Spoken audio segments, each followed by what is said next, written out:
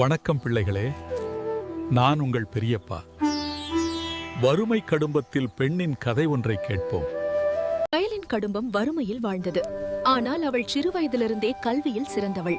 தந்தை கூலி வேலைக்கு சென்று மகளின் படிப்பிற்காக உழைத்தார். One day, father suddenly fainted. Mother took him to the hospital, leaving the baby with Kyle. குழந்தை அழுகிறது, நேரம் ஓடுகிறது.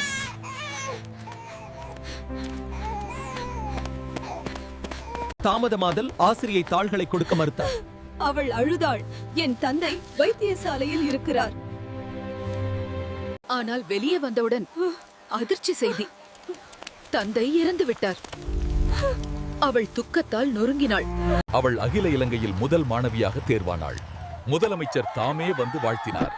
மேற்படிப்பிற்கான செலவை அரசாங்கமே ஏற்றுக்கொண்டது. பிள்ளைகளே, முயற்சிப்பவர்கள் ஒருபோதும் அவமானப்பட மாட்டார்கள். அதுவே இந்த கதையிலிருந்து நாம் கற்றுக்கொள்ள வேண்டும். நாம் மீண்டும் சந்திப்போம்.